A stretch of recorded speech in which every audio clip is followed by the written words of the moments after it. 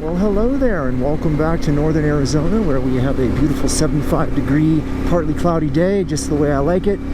We're on the Ibex, we're tooling through the woods here on some well-groomed forest roads, just chugging along, having a grand old time. And I decided that it was time to venture out into the woods and tackle another one of these unvisited small peaks in the area.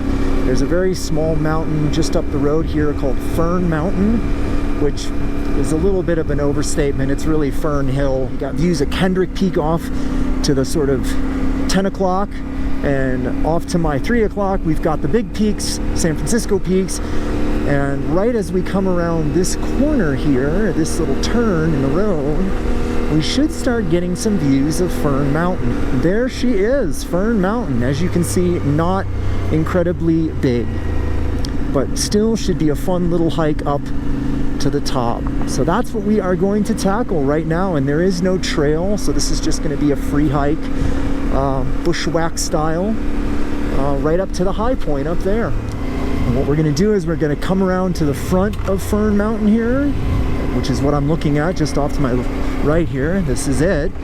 And we're just gonna pull off into the woods and park, and then just walk across the street and start bushwhacking our way up the mountain. And then we can just kind of be out of everybody's way. Let me just get set up and we'll start hiking up the hill. Okay, so as we make our way up this kind of established trail towards the summit, which is just right up there, I do have some news that I want to share with all of you that I think is pretty exciting, at least tentatively exciting. And that is that I am putting in a request at my job for a sabbatical.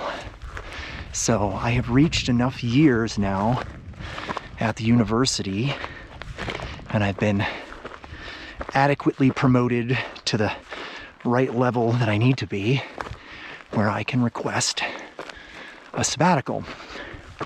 And the even better news here is that my partner, she is also at the same milestones and also eligible for a sabbatical. So we, coincidentally, both have collaborators that we work with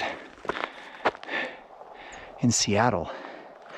So what this means is that we are both putting in a request for a sabbatical at the same time for an entire year, starting 1 year from now, so fall of 26, at University of Washington in Seattle. So this means if everything goes according to plan, we will be living for an entire year in the Pacific Northwest.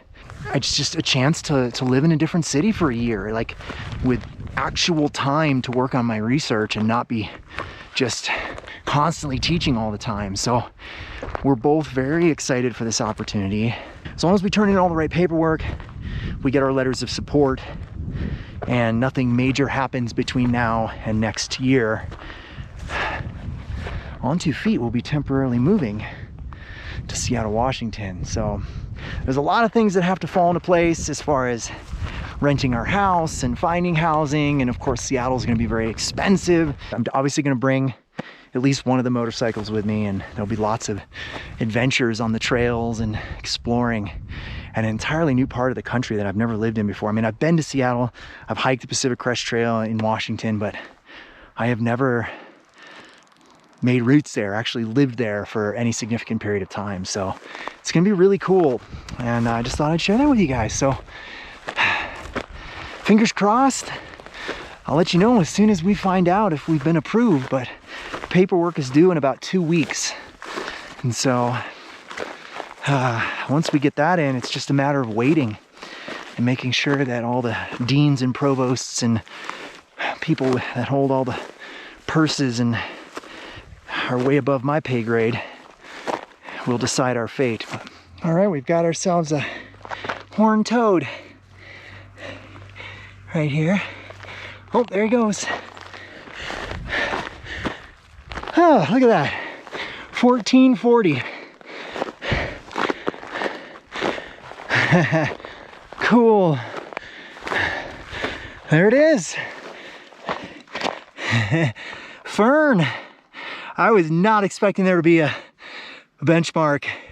All right, beautiful view of Hart Prairie and the San Francisco Peaks. And I know I've talked about this many times, but the block on the left of the San Francisco Peaks is the Humphreys block. So the very far peak to the end over here on the left, that is Humphreys Peak proper. So that is the highest point in Arizona, 12.6. It looks actually from this angle like it's slightly lower than the Falls Peak before, but it is the highest point. Over to the right is Agassiz Peak, which is the second highest point in Arizona, I believe. It's also off limits. You're not allowed to summit it because there's an endangered plant that grows on the summit. The only time you're legally allowed to summit Agassiz is in the winter when it's covered by snow. And of course you can see all the ski slopes for Snowbowl right there. If we turn this way, off in the distance out there, that is Saddle Mountain. We've gone up that many times on the motorcycle. There's a tower at the top.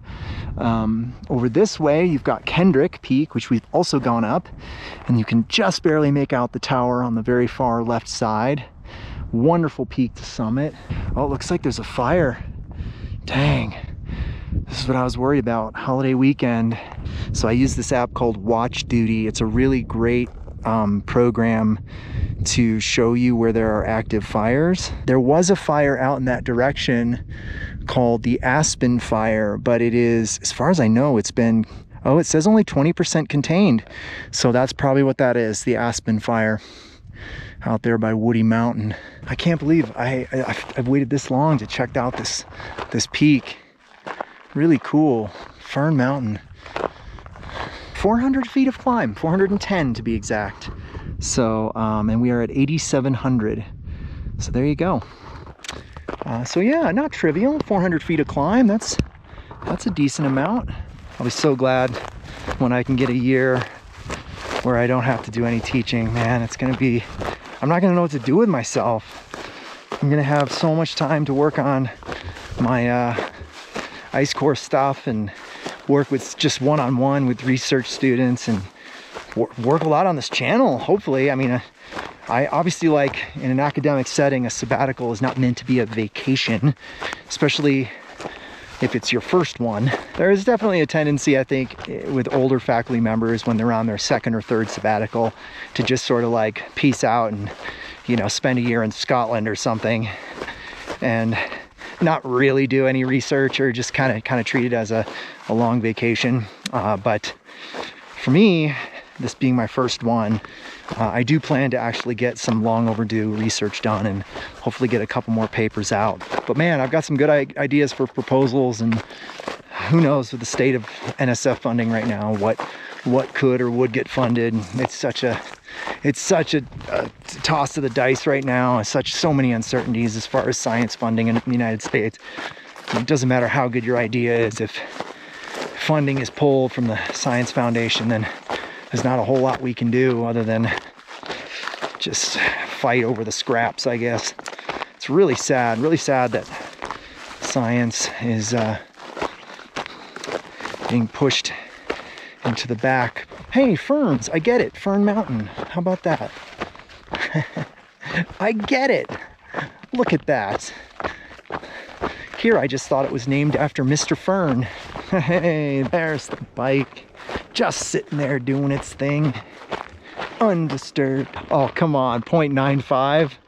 That's just not right. I feel like we have to walk down the road a couple of minutes just to get to 1 mile exactly. I think that's what we're gonna do. I just can't live with myself if we end on 0.96. So we'll be right back. You know, it's funny how hiking a single mile up a insignificant little hill in the woods can be so dang satisfying and rewarding. And you know, it takes almost no time out of your day, and you end up exploring places you'd never seen before. I just love it. I think this is part of the reason why I'm so attracted to hiking the 14ers in Colorado and doing all these other checklists that I have, just because it's fun. And what's cool about living here is there's so many of these little volcanic peaks sprinkled all around Coconino County that I could do this probably for years and never run out of summits to hit. I mean, there's always going to be one more little volcanic cinder cone somewhere that I can go up. So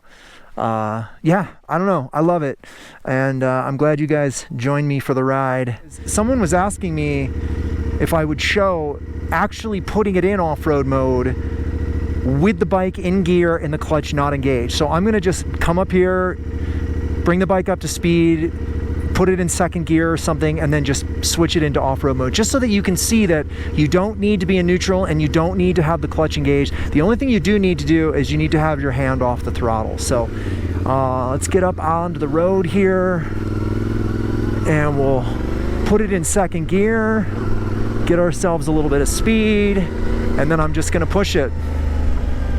And there it goes, off-road mode. Boom. Did not have the clutch engaged. Just had to lay off the throttle. So takes all of 2.5 seconds or 3 seconds or whatever it is. So I wanted to pull over here because I made some changes to the bike, which you can probably already see, just based on my experience in Colorado. And so what I've done is I've taken off the lower crash bars. As you can see, they're now gone. I've also put in the rubber inserts into the foot pegs, and that's only because I've been using this bike as my daily commuter, and with the rubber inserts in, there is 0 vibration on the feet. So I figured I'm not really doing a whole bunch of off-roading right now. I was just going to put them back in, and they go in and pop out so easily. You don't have to screw them in, they just literally pop in. And then lastly, the obvious one is that I did put the lower fender back on. I just wanted to try it out for a little bit, and you know, I do still like the look of the high fender better, but one of the first things I noticed when I took the bike out with the low fender is the bike runs much cooler now, because now the bike is getting all this air that is able to hit the radiator. So the fan is turning on much less, and it's getting more airflow over the radiator. Man, this bike, I'm always surprised at how much easier it is to move around and how much lighter it feels when I'm doing that kind of stuff, just little like putting around in the mud. It just feels so much smaller and easier to maneuver than the old Himalayan did. There you go, a day in the life, Northern Arizona. Thanks for joining, thanks for going up Fern Mountain with me. I'm gonna zip into town here now, stop for a nice iced coffee, cool off, rehydrate. Hope you guys are all doing well out there, and your fall is starting off just as lovely as ours is here. So take care, be safe out there, everybody. See you guys later. Bye.